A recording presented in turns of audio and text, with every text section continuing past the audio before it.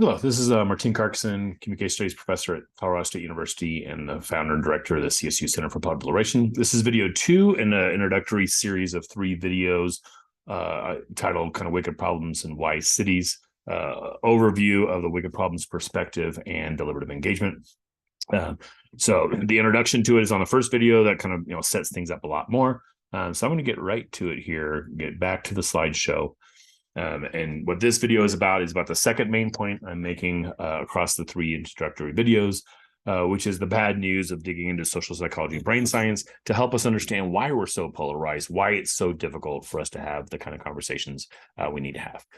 And a lot of this work actually kind of sparked from, I guess about 6 years ago now. I did a deep dive into the psychology and into the literature in social psychology and brain science to really try to understand things. This was after a particular issue that we dealt with, and it was polarized when we got involved, and it was just so difficult to just get people off their positions. It was kind of a yes/no kind of framed kind of issue, which I've learned since then that's one of the big reasons that kind of caused that. Right. These are just some of the books, and I have a resource page that I developed that's in the comments on YouTube that you can gather. You can see the numbers of the slides on the bottom right.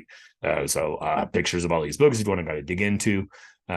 This one won a Nobel Prize, and how as humans we like to think fast. We're cognitive minders. We don't want to use brain power if we don't have to, but we do have the ability to think slow. So that opens up this notion of, hey, how can we use process design or facilitation to kind of switch people from fast thinking to slow thinking? You're not smart in 46 other ways of doing yourself. He just has a brand new book that I just got delivered a couple of days ago that I'll be digging into, how your brain distorts and deceives. My favorite title, What Makes Your Brain Happy and Why You Should Do the Opposite. Jonathan Haidt's work has got a lot of good TED Talks out there, really looks at the moral foundations of conservatives and progressives, and helping us understand how do we talk to each other, what's the basis they're coming from. This is a classic book written in the 90s about dealing with misinformation, about why people hold on to bad information, even though all the research shows kind of that they're wrong. One of the questions I've always been interested in my work is this tension between democracy and expertise. And it is a tension that has to be kind of it's inherent, right? We're in trouble if democracy dominates too much or if expertise dominates too much, right? So we need the kind of this healthy balance between them. So Tom Nichols' work kind of talks about how this is a current time that we've lost a lot of the respect and the power of expertise. And Keith's book is a newer book that digs into this lately. He uses the term mind-side thinking to get into kind of cognitive dissonance and confirmation bias and so forth. One key point that he makes really well, I think, strongly in the book, is the notion that for a lot of inherent biases, the more intelligent you are, the more education you get, the more you naturally start to control that. But he claims with good evidence that my side thinking, the assumption that you're really easy on your perspective and really hard on opposing perspectives, is actually something that the smarter you are, the more educated you are, the better you get at. Right? That you're basically better at cherry picking. You're better at finding evidence of your side and finding flaws in the other side of the argument. And that's a really dangerous thing, because some of the most kind of educated people sometimes can kind of fall for this even more. Right? So if you're interested in these next kind of 20 minutes or so, I've got a short paper I wrote for National Civic Review that kind of reviews it. It'll be in the resource thing. I also have a longer report I did for Kettering Foundation that you can email me. I'm happy to kind of share that with you email if you want to dig into the weeds and all the kind of sources. Though, that was about 5 years ago. So I've got a file about this thick that I'm going to try to get to this summer to kind of update that going through. A lot of this stuff is new research that's being done because there's new techniques to research this thing. We have the ability now to look at someone's brain while they're reading something and see what part of the brain lights up. We have computers that can see how long people's eyes spin on different parts of an argument. And so they're learning more and more things about this every day, right? But the big kind of summary of the research of really digging into social psychology, brain science, is unfortunately bad news. that we are much more wired for polarization and for outrage than we are for deliberation or collaboration. The natural kind of tendencies are much easier to trigger. And unfortunately, as we'll see, there's a lot of bad faith actors, a lot of conflict entrepreneurs that know this and are taking advantage of it and selling us kind of simple stories, right? But here are 5 kind of big themes from the negative part of the research. We will in the next video get to the positive aspects of the research. We did learn some good things. Harder to trigger, but they're there. And that's really the heart of a lot of the work that we do is how do we design processes to avoid triggering the worst of human nature that we're about to get into and actually tap in the best of human nature that we'll get into in the next video, right? But these key themes, we crave certainty and consistency. Our brains are wired that once we make a decision, we want to defend that decision. We want to protect that decision. We want to seek out more information to support that decision. And again, this is what, more intelligence and more education gets you better at doing that. Second, we're suckers for the good versus evil narrative. This is an important point that it is clear. It's an anthropological fact in some cases across all cultures, across all countries and time, that we are narrative creatures. Humans think in terms of stories. We process information in terms of a story. We remember and store information in terms of story. And our favorite story is a very simple, you see the Disney villains pictured here, a very simple good versus evil story with a hero and a victim and villains. And once we decide who's the hero, who's the victim, who's the villain, it can be sometimes really hard to get us off of that. We see the world through that lens, and it becomes a self-fulfilling prophecy in some ways. One way to summarize all this is our brains are really good at getting any new information to fit within the existing narrative, rather than allow new information to challenge that narrative. So storytelling is a big part of the work that we do. And stories have a clearly have a good side and have a bad side, right? The way we learn from each other, the way we connect is listening to each other's stories. And that's how we rehumanize people. But unfortunately, very simple stories can also really work to rally and mobilize your side based on an unfair story about the other side, and stories can often divide us, right? I'll post one book called The Story Paradox that does a good job of kind of getting into that in some important way. So third, we're what Jonathan Haidt calls groupish, right? And there's, we'll talk about this next video as well, because there are 2 sides of this coin. But the reality is, as humans, we are social beings. We're actually not selfish as in individualistic. We are groupish. We're designed to be in teams. Popular culture, we hear a lot about tribalism or political tribalism. I rather avoid that term because tribal is a little bit more complicated and nuanced term in a way. So I like Jonathan Haidt's term groupish that gets at that some of the good news that we're not inherently selfish, right? This is something, again, that unfortunately, some of the worst things humans have ever done is because of this. Humans have an innate ability to see the world through an us versus them lens. A couple of resources I'll share, kind of a book called Making Monsters, right? That's just a traditional thing of defining an us by comparing us to a them, dehumanizing the them, and justifying atrocities to them. But we'll also see in the next video that some of the best things humans have done is also tied to this, right? When we expand the us, when we see the humanity, that we have a natural empathy that we can kind of tap into. So this us versus them is just something inherent to human nature that can be tapped in multiple ways. So how do we, again, use processes in facilitation to tap into it in positive ways versus the negative ways that too often we're getting tapped into, particularly in a 2-party political system, right? Fourth, and this is particularly important to me because I said it as an introductory video, I come from an argumentation background. How do people make arguments, process arguments, evaluate arguments? And because of these first 3, we're really bad at the 4th one, right? We're really good at filtering and cherry picking evidence to support our view rather than letting the evidence kind of take us where we go.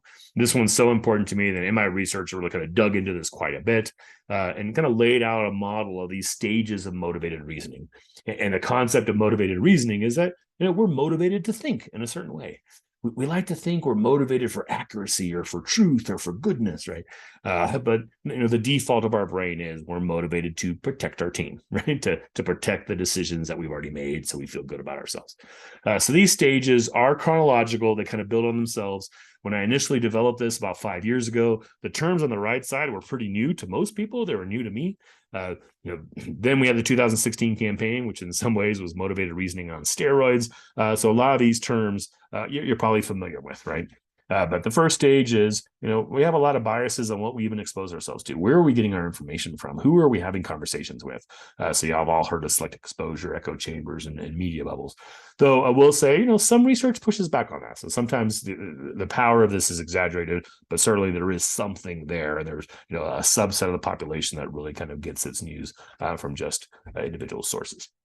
The second kind of stage is the most important to me, right? So we're biased on what gets to our ears, and then we're particularly biased on how we process it. And that's where my side bias is confirmation bias and so forth. In this chapter, this paragraph, so this is from Jonathan Haidt, kind of summarizing Tom Gilovich. So two of the books I kind of mentioned kind of earlier. But this paragraph has kind of haunted me for the last 5 or 6 years as we've watched national politics and the extreme polarization kind of increase. But the basic idea is when we want to believe something, the question our brain asks is, can I believe it? And if we just get a little bit of evidence, a little bit, we're done. We can stop thinking. But when we don't want to believe something, the question we ask is, must I believe this? And the rules of evidence are completely flipped. I just need one little example to dismiss anything I want because it fits what I already kind of believe. And you see this in lots of different ways. And you see this, unfortunately, in the power of bad examples. Once what was seen as a conspiracy theory is now seen as potentially valid, that one belief is enough to give someone who doesn't want to believe something to believe any kind of conspiracy theory, right? Because they have the example. One time where the media was caught being biased to one side can be used to dismiss anything the media says, because they have that one good example of contrary evidence that allows them to answer the must I believe it question in the way they like. The backfire effect is another one. This is one in particular I want to dig back into because it's a newer kind of concept. And again, in some cases it might be kind of exaggerated, but there is kind of growing evidence that shows essentially if I'm trying to convince you that you're wrong, some evidence that shows the better my argument, the stronger my sources, the more credentials I have as a source, the more it might actually backfire. Because again, your brain is looking for reasons why I'm wrong, and you're probably going to find them. Right? And once you find them at the end of the exchange, you're thinking, here comes big bad PhD with all his evidence, and I knocked it out of the park. Right? And it's just a reality that we're learning more and more that facts aren't going to save us. If the facts are on your side in a dispute, that is an advantage because facts don't go away. Right? They have a lot of longevity, but they don't have that much kind of persuasive power. And particularly if you're in a polarized environment and you're trying to kind of convince someone with facts, as you can see on the graphic on the bottom of this, they bounce off. At best, they don't really work. At worst, they actually backfire and get the people to dig into more. Now, I'm not saying we should give up on facts or that facts don't matter. I'm saying when we're polarized, facts don't work like we want them to. So my argument is, how do we change the conversation so we're not polarized anymore, so then facts can do what we need them to do, right? Next three, I'm going to go quicker, but how we make attributions and tell stories. Again, we're narrative creatures, so we're remembering things and kind of putting things together in a story. Making attributions is this kind of naive psychology that we all do, is we make assumptions about motives. We see something and we make up the backstory ourselves, and we're really good at making up really good backstories for the people we agree with and really bad ones for the people that we disagree with. Right? George Bush actually got this quite well. This was the ceremony for the police officers that were ambushed in Dallas a few summers ago. But too often we judge other groups by their worst examples while judging ourselves by our best intentions. That's a very natural inclination for our brain to do, right? Then how we make decisions are biased, and even what we remember is biased. We have an availability bias. We naturally remember those examples, those anecdotes that fit our perspective, and naturally tend to kind of forget and let those reside in our memory, those that challenge it, right? So that all leads to the fifth one, which is our brains are really bad at value dilemmas, tensions, and tough choices. Now, if you watch the first video, I basically now made two big arguments.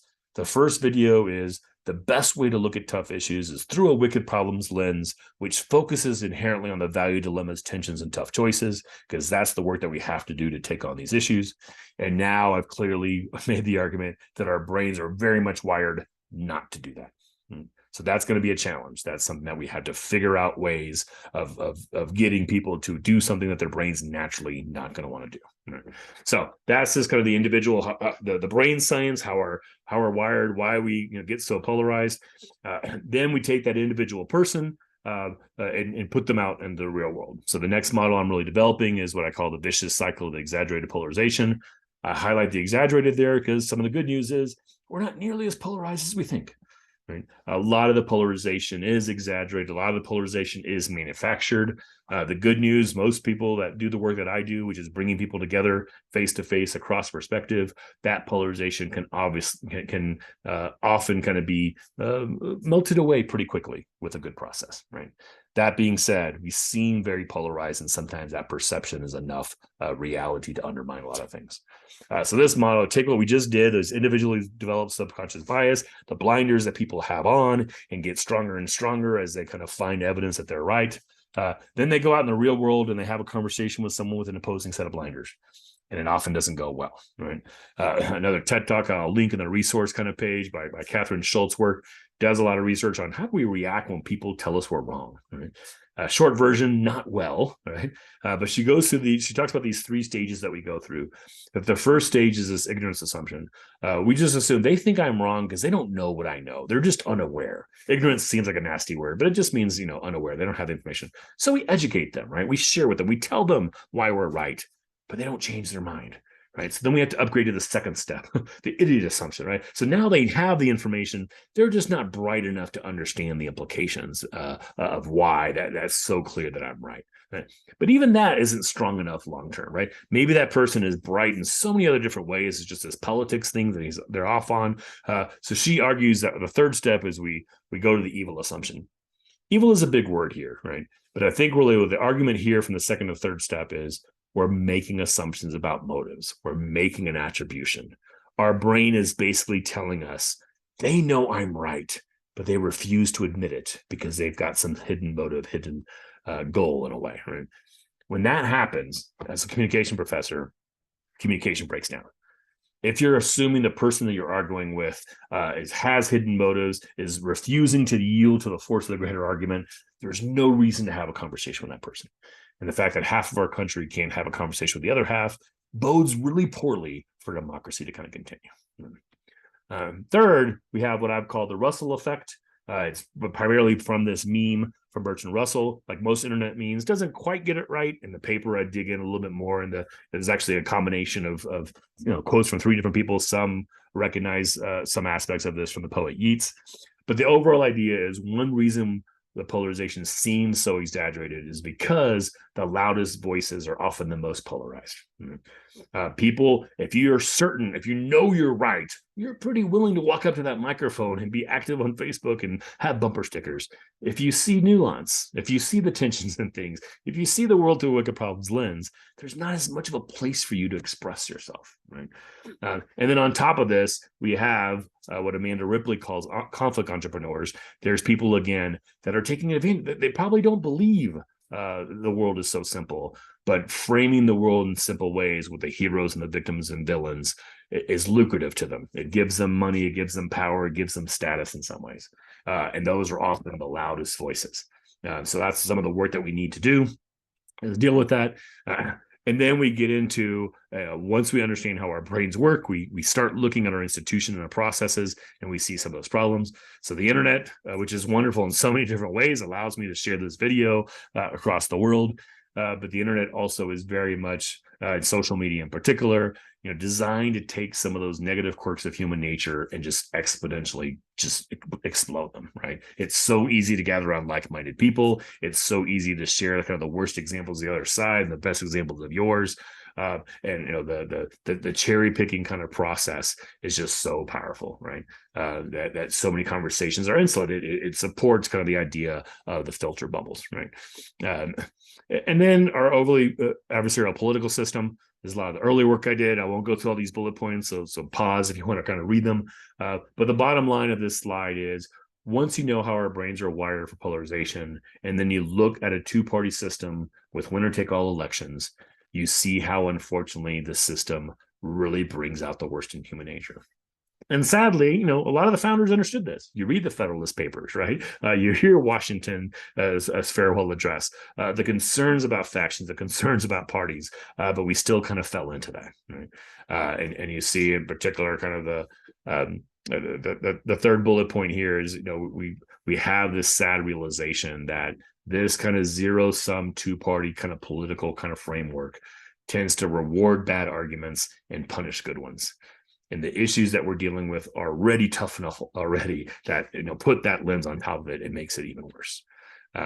So then you look at the processes, and this is my longer paper really dug into is once I understood human nature, kind of the positives and negatives, then I looked at most public processes and recognized the problems from them, of how these processes unfortunately don't spark the kind of conversations we need to have. So I have little sections on each of these different ways of engaging, but the bottom line is, too often we're engaging the public on yes/no issues.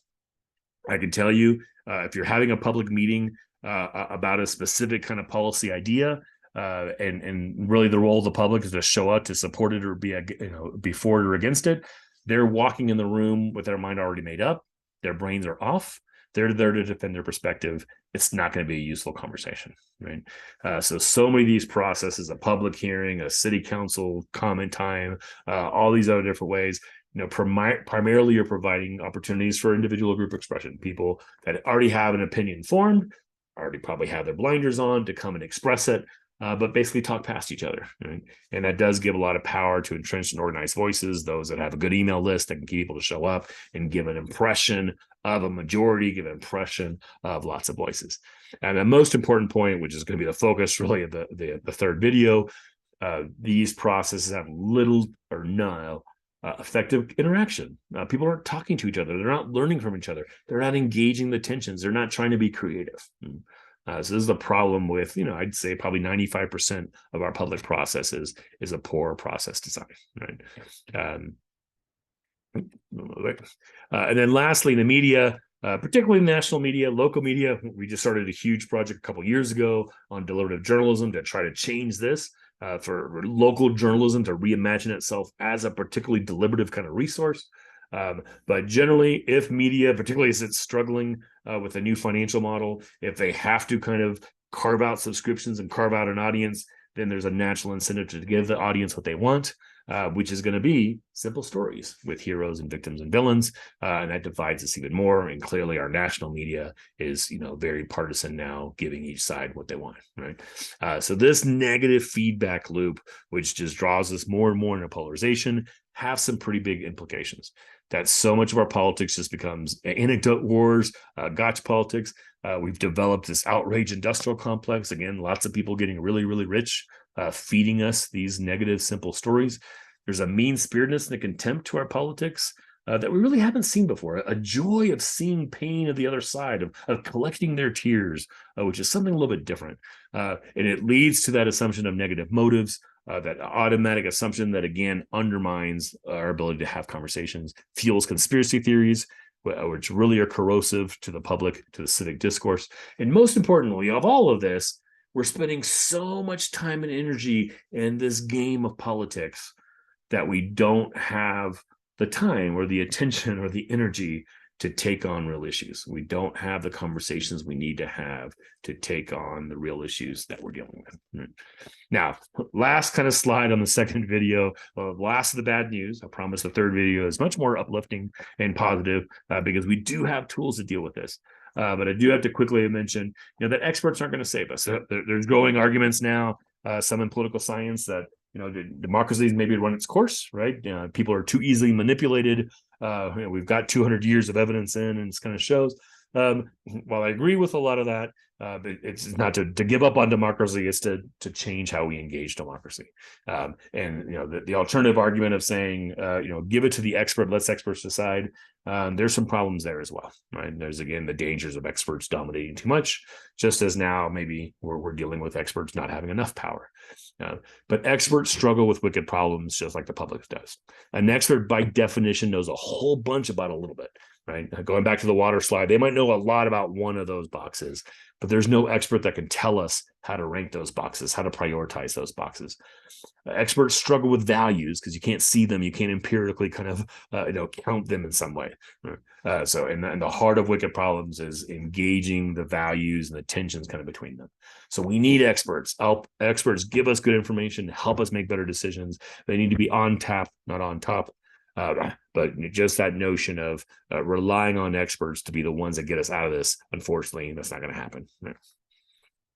So that's the second video. Hopefully you'll join me for the third video, which really kind of taps into, okay, once we see the world through a wicked problems lens and we know how our brains work and how our processes don't, then we can start making the kind of changes and how do we build capacity. And in third video, we start getting into the nuts and bolts of deliberative engagement and what we're actually doing to change these conversations. Thank you.